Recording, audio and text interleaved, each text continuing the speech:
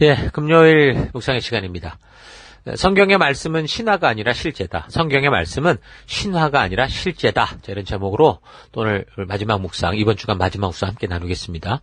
자, 이번 주간 묵상은 계속해서 그 다니엘의 환상에 대해 살피고 있습니다. 흥미로운 부분이기도 하지만 자칫하면 잘못된 해석에 사로잡혀서 건강한 신앙생활이 아니라 그릇된 이단에 빠질 수도 있게 될 수 있죠. 그래서 우리는 이 성경을 통해 우리에게 성실하게 좀 설명해 주시는 하나님의 말씀을 따라 바르게 해석하는 힘을 길러야 됩니다. 성경의 비유나 예언, 환상이 하나님께로부터 나오면 반드시 그 뒤에는 대부분 그것이 무엇을 말씀하시는지를 설명해 주기 때문에 우리가 가능하면 성경을 읽어가면서 이해가 되는 대로 해석을 해야지 무리하게 이상한 의미를 자꾸 붙여가는 것은 좋지 않습니다. 자, 어제 우리는 그래서 다니엘이 봤던 그 8장의 환상을 통해 페르시아 뒤에 무섭게 등장해서 온 세계를 짓밟아 나가는 헬라 제국에 대한 그 이야기를 살폈습니다. 헬라의 알렉산더는 20세 때부터 이전에 볼 수 없었던 큰 제국을 형성해 나갔죠. 참으로 사람들이 볼 때 신의 아들이다라고 불릴 만큼 그가 역사 속에서 이룬 업적은 정말 대단했습니다. 역사적으로 동방세계가 이 서방세계를 점령한 적은 없는데요. 이 서방세계가 처음으로 동방세계를 점령하여 무너뜨리고 소아시아, 이집트, 인도까지 침범할 정도로 아주 강대한 제국을 만들었던 인물이 바로 알렉산더였습니다. 그래서 8장 8절 숫염소가 스스로 심히 강대하여 가더니 강성할 때 그 큰 뿔이 꺾이고, 자, 그렇게 했던 그 큰 뿔이 알렉산더를 상징하는데 이게 꺾이고 그 대신에 현저한 뿔 넷이 하늘 사방을 향해 났더라. 이렇게 말합니다. 그러니까 헬라의 알렉산더가 20대 때부터 그렇게 엄청난 일을 했다고 하지만 그러나 결국 그는 이 젊은 나이에 이 전쟁 때문도 아니라 병 때문에 요절하고 말죠. 그래서 그가 그렇게 일찍 죽는 바람에 후계 구도가 확실하지 않았어요.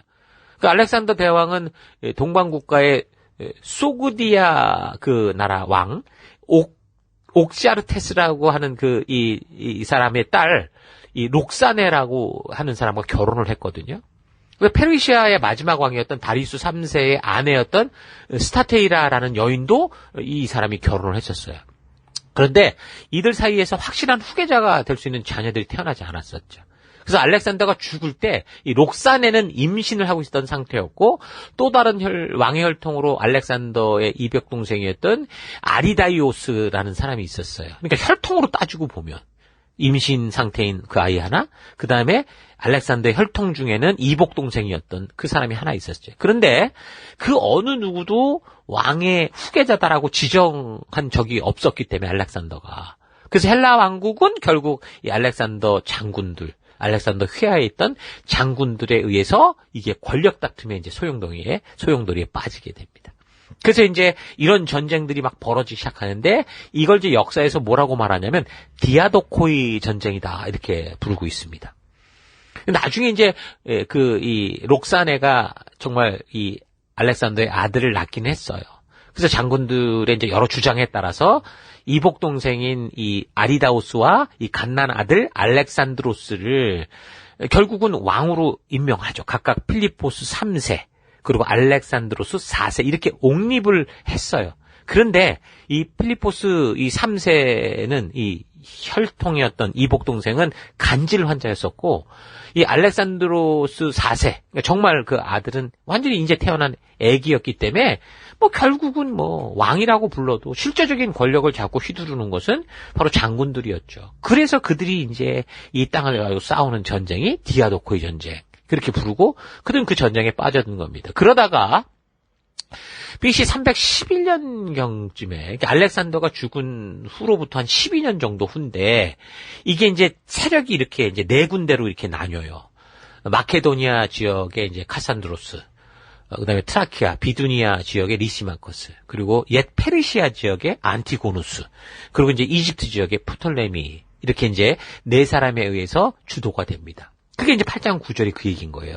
그 중에 한 뿔에서 또 작은 뿔 하나가 나서 남쪽과 동쪽과 또 영화로운 땅을 향하여 힘이 커지더라. 그러니까 지금 네 뿔이 나왔던 얘기가 바로 이걸 얘기하는 거고, 또 거기서 또 다음 얘기가 시작이 되는 거죠. 그러니까 알렉산더의 네 장군 중 어느 하나 중에 또 뭔가가 일이 벌어졌다, 이걸 얘기를 하는데, 어떤 일이 벌어지냐, 10절. 그것이 하늘 군대에 미칠 만큼 커져서 그 군대와 별들 중에 며칠 땅에 떨어뜨리고 그것을 짓밟고 또 스스로 높아져서 군대의 주제를 대적하며 그에게 매일 드리는 제사를 없애버렸고 그의 성소를 헐었으며, 그의 악으로 말미암아 백성들이 매일 드리는 제사가 넘긴 바 되었고 그것이 또 진리를 땅에 던지며 자의로 행하여 형통하더라. 자, 이게 어떤 정도인지 하늘의 군대에 미칠 정도다라는 거는 정말 그렇게 대단한 게 아니었던 그 시대에 그 권력을 가진 이 존재가 하는 짓거리가 하나님을 대적하고 하늘을 대적하고 하나님께 예배하는 걸 못하게 하고 이런 짓을 하더라, 이제 이런 거죠. 그럼 이런 짓을 한 사람이 그럼 역사적으로 누군가 이렇게 살펴보면 한 사람이 있는데, 그게 누구냐면 셀레코스 왕국의 안티오코스 4세 에피파네스라는 사람이었습니다. 그러니까 지금 알렉산더가 죽은 후 약 12년 정도 디아도코의 전쟁을 통해서 결국 헬라의 장군 4명에 의해 이제 세력이 나뉘어졌는데, 그때 이제 페르시아 지역을 거의 차지한 사람이 안티고누스라고 그랬어요. 근데 지금 다니엘이 보는 환상에 해당되는 이 사람은 이 안티고누스가 차지했던 그 메소포타미아 지역을 또 다시 차지하게 되는 셀레코스 왕국의 사람이었어요. 자, 그래서 우리는 이 안티고누스가 처음 가졌던 이 옛 페르시아 영토가 왜 안티고누스에서 셀레코스로 바뀌었냐, 이 역사를 좀 알아야 돼요. 그러니까 디아도코의 전쟁의 혼란 속에 4명의 장군들에 의해 나누어진 땅에서 그 옛 페르시아 땅 대부분을 차지한 안티고누스가 너무 세지니까 나머지 3명, 프톨레미, 카산드로스, 리시마케스가 손을 잡고 이 안티고누스와 싸우게 돼요. 그래서 안티고누스는 지금 그렇게 보면 이 서쪽, 그리스 쪽에서 침범해 오는 사람들, 그리고 이제 남쪽 이집트에서 올라가는, 그러니까 전쟁터가 2개가 된 거죠. 그래서 자기는 이제 이 그리스 쪽을 맡고 이 아들을 이제 그 이집트 쪽으로 보냈는데, 이게 전쟁이 승부가 나지 않는, 그러니까 애매한 그런 소강 상태가 계속됐어요. 근데 그런 전쟁의 혼란 속에 알렉산더 사후에 원래 그 바벨론 지역의 총독이 이 안티고누스에게 쫓겨났던 셀레코스라는 사람이었어요. 근데 이 셀레코스가 이 안티고누스에게 쫓겨난 거죠. 그래서 이 사람이 어디로 갔냐면 이집트 지역을 차지하고 있던 프톨레미에게 몸을 맡기게 된 거예요. 그래서 이 프톨레미의 도움을 받아서 지금 이렇게 막 이 디아도코의 전쟁의 혼란을 틈타서 바벨론 지역을 가질 수 있게 된 거죠. 그러면서 이 바벨론 지역만이 아니라 더 동쪽, 북동쪽으로 이제 그 자기의 영역을 이 셀레코스가 확장해 간 거예요. 그래 놓고는 프톨레미로부터 이제 사실 도움을 받았는데 입을 싹 씻은 거죠. 자기 영역을 가지게 되니까. 근데 그 상황에서 지금 그 영역을 가지고 있던 안티고노스 같은 경우는 그럼 셀레코스하고 싸워야 되는데, 싸우긴 싸웠는데 이기지 못해요. 그런 과정에 그리스, 마케도니아, 터키 지역의 디아도코이들이 서로 세력 다툼을 또 자기들끼리 하는 바람에 이렇게 막 이 안티고노스가 또 자기 영토를 넓혀가는 동방 지역에 어떤 힘을 쓰지 못하는 거죠. 그래서 바벨론 지역을 차지했던 셀레코스가 별 방해를 받지 않고 과거 알렉산더가 점령했던 인도 국경에까지 이르는 중앙아시아 동쪽 대부분을 이제 차지해버린 거예요. 어찌됐든 이런 역사 끝에 결국 처음 그 가장 큰 땅을 차지했던 안티고누스는 이 디아도코의 전쟁의 아주 대표적인 전쟁이 하나가 입소스 전투였는데, 여기서 이제 다른 동맹들에게 졌어요. 그래서 이제 안티고누스 점령 지역을 이제 서로 이제 나눠 가지려고 이 카산드로스, 리시마크스, 셀레코스, 이제 얘들이 이제 회의를 했던 거죠. 그래서 셀레코스는 시리아 지역, 그러니까 이 가나안 지역, 키프로스, 소아시아 동부를 가지기로 했고, 그리고 리시마커스 같은 경우는 소아시아 중부, 그러니까 터키 이쪽 그리스와 맞닿는 거기 서부 북부. 그리고 이제 기여한 바가 가장 적었던 이 카산드로스 같은 경우는 이제 그리스 영토를 가지기로 했어요. 원래 거긴 또 안티고노스의 왕조가 거기까지 미치고 있었기 때문에 어쨌든 거기를 가지고 한 거죠. 자, 그런데 이 전투에 이집트의 프톨레미는 빠져 있었거든요. 근데 지금 입소스 전투라는 큰 전쟁을 지켜보다가 결국은 이제 무너지게 되고, 그 누굽니까? 안티고노스가 무너지게 되고 자기들끼리 땅을 막 이거 회의하고 있는데 이 프톨레미가 살짝 올라가 가지고서 거기 가나안 지역을 다 뺏어버린 거예요.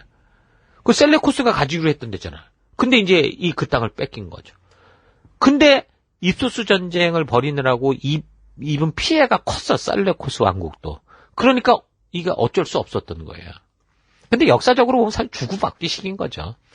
자기를 도와줬던 이 프톨레미를 배신했던 셀레코스나 이번엔 셀레코스가 거꾸로 이제 이 프톨레미에게 당했던. 근데 이게 계기가 돼가지고 이제 역사적으로 보면요, 이 두 나라가 계속 싸워요. 성경에도 남쪽의 나라, 북쪽의 나라 이래가면서 이 싸움의 얘기가 나와요. 한 거의 250년 동안 한 5차례의 전쟁을 벌이게 되는데 그 전쟁터가 전부 지금 이 가나안 땅. 거기에 끼어 있는 게 이스라엘인 거죠. 그래서 지금 우리가 역사를 어디까지 살폈냐면 헬라 시대 한 BC 300여 년 정도까지 우리가 훑었는데 다시 이제 다니엘이 있던 메데 페르시아 시대로 우리가 또 안목을 돌려서 보면 어떻게 돼요? 유다 민족은 BC 538년에 페르시아 고레스 때문에 일단 이 풀려나서 무너진 예루살렘을 재건하고 제2의 성전을 지으면서 제2 성전 시대가 시작이 됐었어요. 근데 이게 완전한 독립국이 아니었다고 그랬죠. 페르시아 제국의 한 행정구역 정도여가지고 정치 권력은 가질 수 없었고 유다에게는 이제 종교적 이 상황만 허락됐기 때문에 실제로 이제 나라의 어떤 통치자들이 유다의 제사장들 같은 지배 세력이, 종교 세력이 차지하게 된 거죠. 그 시기에 유대는 이제 페르시아가 결국에 그리스의 알렉산더에 의해서 정복당할 때까지 따지고 보면 페르시아 통치하에 BC 333년까지 약 200년 동안 어떻게 보면 안정적인, 그러니까 페르시아 속국으로 그냥 그렇게 무난히 지낼 수 있었는데 사실상 보면 영적으로는 하나님과의 교류가 없었던 거예요. 하나님으로부터 어떤 예언자가 나타나서 어떤 얘기를, 이런 게 하나도 없어요.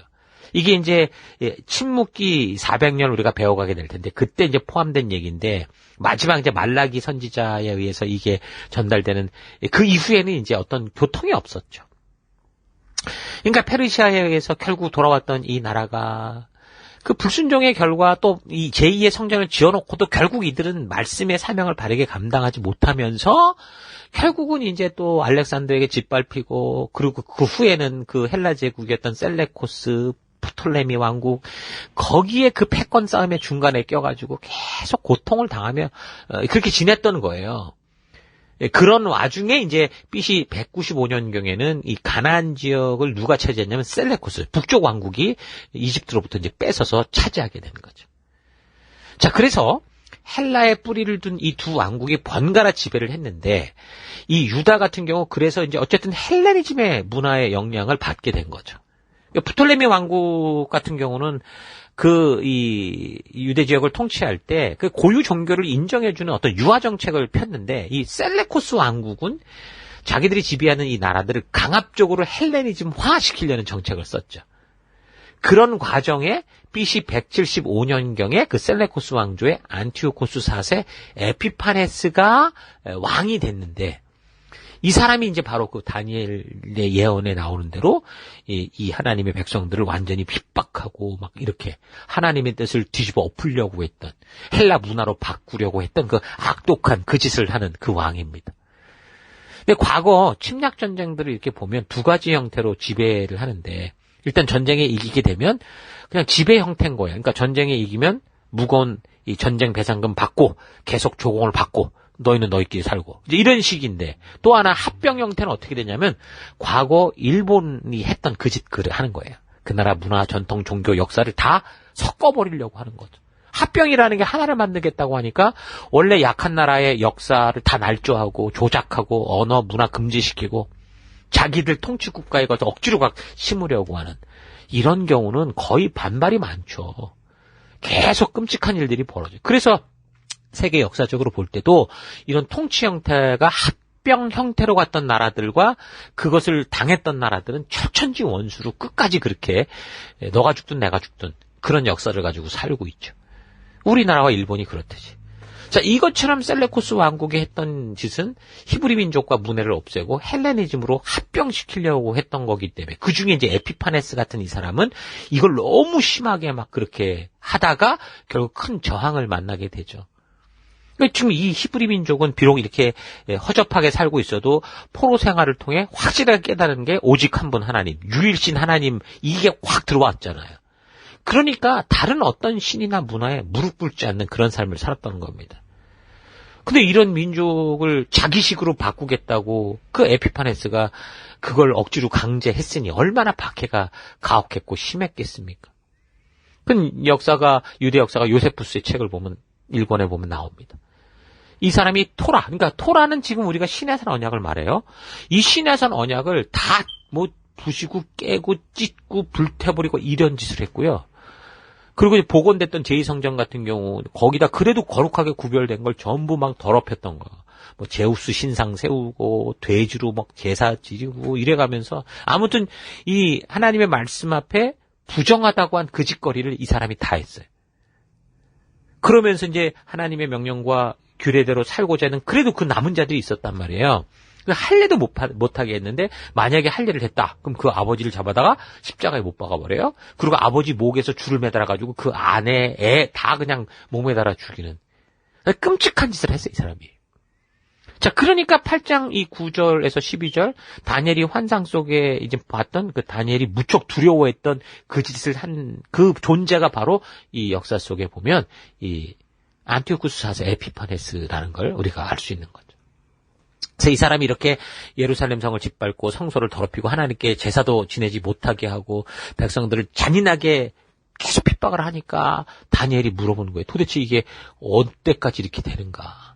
사실 다니엘보다는 같이 있었던 이 천사들까지도 이제 그걸 말하는 거예요. 내가 들은즉 한 거룩한 이가 말하더니 그러니까 천사가 말할 때 다른 거룩한 이가 그 말하는 이에게 묻되 환상에 나타난 바 매일 드리는 제사와 망하게 하는 죄악에 대한 일과 성소와 백성이 내준 바 되며 짓밟히는 일이 어느 때까지 일고 하매 그가 내게 이르되 이런 얘기를 하니까 다니엘에게 이게 2300주야까지다. 그때 성소가 정결까지했거든. 이렇게 말씀하신 거예요.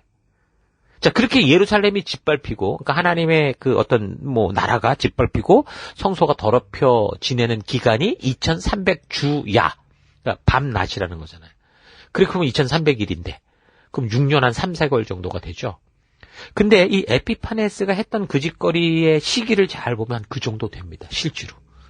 계속 6년 3개월 4개월 동안 그렇게 짓밟은 건 아닌데, 계속 그 역사를 보면 그 시기가 그 정도 돼요. 그렇게 이제 유대인들이 너무 그런 식으로 이제 심하게 막 핍박당하다 보니 BC 165년경 그 유다의 마카비라는 사람이 마카비 일가가 반란을 일으켜요. 그들에게 막 헬레니즘 문화를 강요하게 찾아왔던 사람들을 다 죽여버리고 그 다음에 이제 이건 나중에 400년 암흑기에 우리가 살필 거예요. 어쨌든 그렇게 해가지고서 성전을 회복하고 정결케 하고 성전 예배를 회복하는 그런 잠깐의 이런 반짝이는 일이 생깁니다.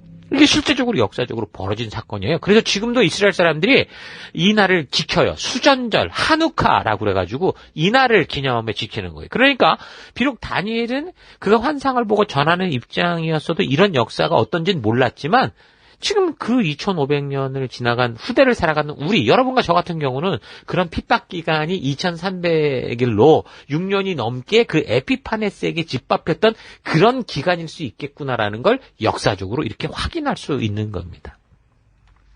자, 성경의 말씀, 하나님께서 환상을 통해 보여주시는 이 미래의 일들은 지금 너무도 정확히 그 말씀대로 우리의 세계사 속에, 역사 속에 성취됐고 그 역사에 등장했던 그 나라와 영웅들은 다 사라져가도 오직 하나님이 말씀하신 대로 그 하나님의 나라, 그 교회만은 이런 일이 벌어졌던 모든 나라가 사라져가도 2000년이 넘도록 지금도 존재하고 있는 영원히 존재하게 될 하나님의 나라다라는 걸 우리가 또다시 한번 확인하게 되는 겁니다.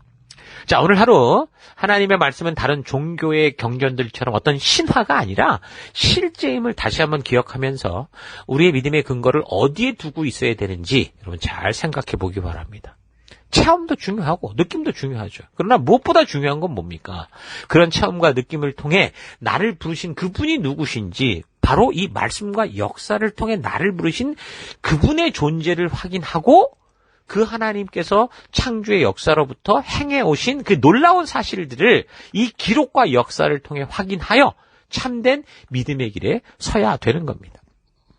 그래서 이제 더 이상 느낌이나 체험, 신비한 것들에 현혹되거나 의존하지 마시고 오직 말씀대로 이루어져가는 이 놀라운 성경의 역사들을 바탕으로 바른 믿음의 기초를 쌓고 그래서 그 말씀을 통해 우리에게 주시는 안목, 하나님 나라의 가치관으로 바르게 무장돼서 우리에게 주어진 이 시대, 그러니까 나의 생명 다할 때까지 우리가 살아가면서 어떤 상황과 환경이 우리에게 다가와도 그 말씀의 가치를 따라 묵묵히 우리에게 주어진 하나님 나라로서의 길을 걷는 우리가 되길 바랍니다. 다니엘이 그랬어요. 어린 10대에 하나님의 뜻대로 살 꿈을 정하고 소실적부터 다가왔던 목숨 건 선택의 순간에 하나님의 그 믿음의 길을 걸어내면서 신앙의 대가로 성장했지만 그가 나이 90세가 넘어서 바벨론이 무너지고 페르시아가 등장할 때도 변함없이 말씀을 찾고 연구하고 기도하며 믿음의 길을 가기 위해 사자굴에 던져져도 묵묵히 그 길을 걸었죠. 다니엘은 사자굴에 던져진 위기 앞에서 하나님께 내가 인생 100년 동안 어떻게 살았는데 하나님은 왜 끝까지 이럴 수 있습니까? 이렇게 항의하지 않았어요. 세상이 어떤 위협을 해도 묵묵히 늘 하던 대로 예루살렘을 향해 무릎 꿇고 하나님의 이름을 부르며 기도하는 삶, 말씀의 가치를 따르는 삶을 살아갔다는 거죠. 이런 태도가 우리가 이제 걸어갈 길입니다. 간절한 나의 기도와 간구에 아무런 응답이 없는 것 같아도 간절히 중보하며 기도해도 병도 낫지 않고 세상이 전혀 변하는 것 같지 않아도 그리 아니하실지라도 우리는 다니엘처럼 하나님의 살아계심과 신실하심을 믿음으로 우리에게 주어진 삶의 현장에서 하나님이 주신 직접 주신 그 말씀의 법도와 규례와 명령을 따라 그 가치를 따라 묵묵히 걸어가는 믿음의 길을 가야 되는 거죠. 지금 아무도 알아주지 않을지 모르지만 오직 우리 주님은 아시고 우리는 일을 시작할 뿐 마무리하지 못하고 죽어 천국에 가도 영원한 우리 주님께서 그 나로 인해 시작된 일을 마무리해 주실 것이고 그로 말미암아 나의 뒤쪽에 걷는 믿음의 후배들로 하여금 나아갈 바를 보게 하는 흔적으로 또 사용하실 거예요. 그래서 지금 우리가 걷는 길은 아무도 걷지 않는 숲속을 가는 것 같지만 이제 우리가 걸었던 이 믿음의 길을 따라 우리 후배들이 걷고 또 걸어서 언젠가는 이 숲속에 영생을 향해 나아가는 오솔길이 생길 것이고 더 나아가 대로가 열릴 것을 우리가 기대하시면서 오늘 우리에게 주어진 믿음의 이 한 걸음 한 걸음을 끝까지 걸어가는 여러분과 제가 되기를 주의 이름으로 축원합니다. 오늘 하루도 이런 말씀 붙들고 힘내십시오. 잠시 기도하겠습니다. 하나님, 너무도 짧게 살아가는 우리에게 창조로부터 마지막 역사까지를 말씀과 역사를 통해 우리에게 보여주셨음에도 불구하고 그 말씀을 알아가며 게으르고 나태하며 감각적인 것에 더 치중하며 살았던 것 회개합니다. 이 역사의 흐름은 돈 있는 자, 권세 있는 자들에게 흘러가는 것처럼 보일 뿐 오직 하나님께서 창조하신 섭리를 따라 주신 그 길 외에는 영원히 결코 영원할 수 없다라는 거 잊지 않고 지금 내가 속한 것, 내가 어느 곳에서든 그 흐름을 따라 휩쓸리는 인생이 아니라 오직 주의 말씀과 그 길과 진리의 말씀의 가치를 따라 살아가는 내가 되기를 원합니다. 환상을 본 것은 다니엘이지만 그 다니엘의 환상의 해석을 들지도 못했고 알지도 못했습니다. 그러나 우리는 이 시대를 살아가며 다니엘을 통해 보여진 환상이 어떤 것인지를 알고 이 긴 역사를 보는 안목을 가진 성도로 살아가게 하시니 감사합니다. 하나님, 우리가 이런 것을 보며 역사의 한 부분 우리가 살아갈 뿐이라는 거 잊지 않고 우리에게 길을 주신 그 길로 인도하신 하나님 말씀 따라 오늘도 기쁨과 감사로 살아가는 우리가 되기를 원합니다. 성경의 말씀은 신화가 아니라 종교 경전이 아니라 하나님의 살아있는 역사여 실제라는 거 잊지 않고 그 길을 믿음으로 걷는 내가 될 것을 결단하고 감사드리며 예수님 이름으로 기도했습니다. 아멘.